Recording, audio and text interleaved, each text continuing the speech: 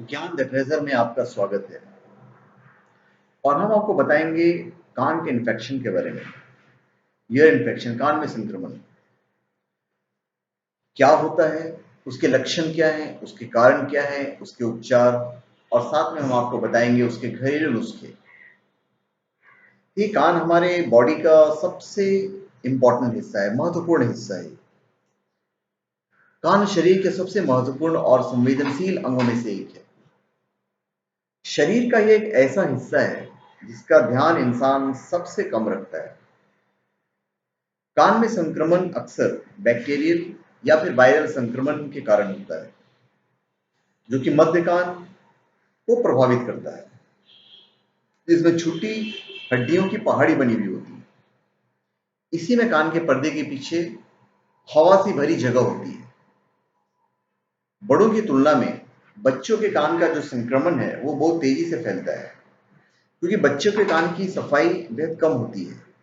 बच्चों के कान अधिक संवेदनशील होते हैं और बहुत जल्दी गंदे भी हो जाते हैं। संक्रमण होने पर कान तो अपना कार्य शांतिपूर्व करते रहता है, लेकिन जब इसमें पीड़ा होती है तो वह असहनीय होती है। बहुत तेज दर्द होता है इसमें। तो सोचिए, छोटे छोटे बच्चे हैं, उनके जब कान में दर्द होता है वो तो बोल भी नहीं पाते होंगे, तो कितना दर्द होता होगा। अभी कान के संक्रमण के बहुत सारे प्रकार हैं। कान को तीन भाग, बाहरी कान, मध्य कान और भीतरी कान में बांटा गया है। संक्रमण कान के किसी भी हिस्से में हो सकता है। मुख्य तौर पर होने वाले तीन संक्रमण हैं जो मैं आपको बताने जा रहा हूं। पहला है बाहरी कान के संक्रमण, एक्सटर्नल ईयर इन्फेक्शन। बाहरी कान का संक्रमण आमतौर पर बाहरी कान तक ही सीमित रहता है और ये बैक्टीरियल या फंगल के कारण होता है। बाहरी कान में संक्रमण के कुछ आम कारण हैं, जैसे वैक्स संचय और ओटिटिस एक्सटर्ना। अभी वैक्स संचय क्या है वो मैं आपको बता देता हूँ।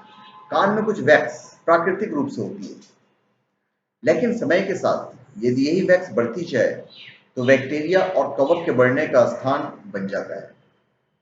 यहाँ आसानी से बैक्टीरिया बढ़ने लगते हैं। इस स्थिति को ग्रेन्युलोमा कहते हैं। ऐसे में कान में दर्द होता है और कान से पानी निकलने लगता है। फिर दूसरा है ओटिटिस एक्सटर्ना। बाहरी कान का यह संक्रमण ज्यादातर तैराकों में होता है। कान में किसी प्रकार के द्रव जैसे पानी आदि चले जाने पर ओटिटिस एक्सटर्ना होता है। कान के अंदर पहले से ही मौजूद बैक्टीरिया को यह द्रव और भी सकारात्मक वातावरण देते हैं। कान के अंदर तरल पदार्थ चले जाने से कान की जो वैक्स है वो फूलने लगती है, जिससे संक्रमण होता है। फिर मध्य कान में संक्रमण होता है, जिसको हम कहते हैं मिडिल ईयर इन्फेक्शन। यह संक्रमण भी ओटिटिस माध्यम से आता है, जो ज्यादातर नाक या गले में सर्दी, जुकाम और खांसी के कारण होता है। गले और नाक में होने वाले एलर्जी कान को भी प्रभावित करती है। इस दौरान गले और नाक के बैक्टीरिया मध्य कान में पहुंच सकते हैं और संक्रमण पैदा कर सकते हैं। दूध पीने वाले बच्चों में कान का संक्रमण तेजी से होता है, क्योंकि दूध जब बच्चे पीते हैं अपने माँ के स्तन से, तो कई बार क्या होता है, जो दूध है वो मुंह से निकल कान की ओर बह जाता है। तो मध्य कान में संक्रमण भी दो प्रकार के होते हैं, और जब ऐसा बह जाता है तो बहुत सारी माताओं को तो पता रहता है कि कान में दूध नहीं जाना चाहिए। तो उन माताओं को मैं खास करके बताना चाहूंगा कि बच्चे के कान में आप दूध मत जाने दीजिएगा। अब हम आते हैं मध्य कान में संक्रमण दो प्रकार के होते हैं। एक है एक्यूट या तेज मध्य कान संक्रमण, एक्यूट मिडिल ईयर इन्फेक्शन, और दूसरा है क्रोनिक मिडिल ईयर इन्फेक्शन, जिसको जीर्ण या क्रोनिक मध्य कान में संक्रमण कहते हैं। तो सबसे पहले हम आपको एक्यूट मिडिल ईयर इन्फेक्शन के बारे में बताते हैं। इसमें आमतौर पर तीव्र जलन, तीव्र दर्द और बुखार हो सकता है। यह संक्रमण छोटी अवधि का होता है, जो कि थोड़ी देखभाल के बाद आपका ठीक हो जाएगा ये। फिर दूसरा है क्रोनिक मिडिल ईयर इन्फेक्शन। यह संक्रमण हफ्तों या महीनों के लिए किसी भी व्यक्ति को परेशान करके रख सकता है। कान के इस संक्रमण को कान के दर्द, कान से किसी भी तरह के रिसाव और चिड़चिड़ेपन से पहचाना जा सकता है। यह भी तीन प्रकार का होता है। स्टेशियन ट्यूब में द्रव भरा रहता है, कान के पर्दों में छेद हो जाता है कभी कभी, और कान की हड्डियों में कटाव हो जाता है। फिर तीसरा है आंतरिक कान संक्रमण, इंटरनल ईयर इन्फेक्शन। आंतरिक कान संक्रमण अमूमन ज्यादातर लोगों को नहीं होता है। ये कभी कभी वायरल के दौरान हो सकता है, जिसमें रक्त के माध्यम से बैक्टीरिया कान में प्रवेश कर जाते हैं, जो कि कई बार सिर में चक्कर आने का कारण बन जाता है। यदि इस इंफेक्शन को लंबे समय तक अनदेखा किया जाए तो आपकी कान की जो सुनने की जो शक्ति है, वो कान के सुनने की शक्ति आपकी कम हो सकती है। अभी हर चीज का कारण होता है, आपके कान में इंफेक्शन होने के भी कारण होते हैं और लक्षण होते हैं। तो पहले मैं आपको लक्षण बता देता हूं कि अगर आपको ईयर इन्फेक्शन हो गया है तो क्या लक्षण है उसके। पहली बात तो आपके कान में दर्द होगा, चक्कर आएगा, सर दर्द होगा, बुखार आएगा और सुनाई देना आपका कम हो जाएगा।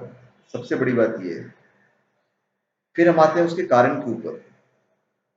कान में संक्रमण कई जोखिम को पैदा करता है।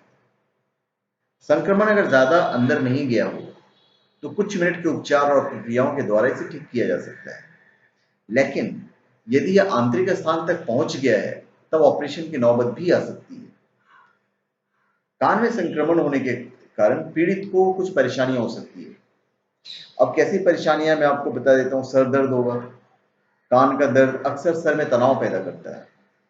फिर बुखार होगा, कान में दर्द के कारण तीव्र दर्द, जलन और बुखार हो सकता है। चक्कर आएंगे आपको, कान का दर्द कई बार सर में चक्कर आने का कारण बन सकता है। फिर आपकी सुनने की क्षमता कम हो जाएगी। यदि इस इंफेक्शन को लंबे समय तक अनदेखा किया गया तो कान की सुनने की शक्ति जो है आपकी खत्म भी हो सकती है। अभी मैं आपको उपाय इसके बताता हूँ। उपाय इन द सेंस जो सामान्य उपचार है एलोपैथी के हिसाब से। कान के संक्रमण से बचने के लिए सबसे जरूरी है साफ सफाई का विशेष ध्यान रखना। इसके अतिरिक्त जो बातें अमल में है, जो कि लाई जा सकती है, जिससे संक्रमण से बचा जा सकता है, मैं आपको बता देता हूँ। वैक्स की सफाई कीजिए आप। कान में अतिरिक्त वैक्स कान में बैक्टीरिया को बढ़ाकर कान में संक्रमण पैदा करती है। कान की वैक्स को चिकित्सकों द्वारा सूक्ष्म उपकरणों से साफ कराया जा सकता है। अमूमन लोग ईयरबड से भी कान की सफाई कर लेते हैं, लेकिन यदि वैक्स ज्यादा है तो उसे ईयरबड से साफ नहीं किया जा सकता है। फिर ईयर ड्रॉप्स का प्रयोग कर सकते हैं आप। कई दफा कान की दवा डालने से भी कान के संक्रमण से निजात मिल जाता है। चिकित्सक कान दर्द के लिए ईयर ड्रॉप देते हैं, जिससे कान के दर्द के साथ जो वैक्स है आपका, वो वैक्स भी निकल जाता है। कुछ और टिप्स मैं आपको दे देता हूँ, आप कैसे ईयर इन्फेक्शन को प्रिवेंट कर सकते हैं, दूर रख सकते हैं। सर्दी जुकाम में अच्छी तरह से हाथ धोने के बाद ही खाना खाइए।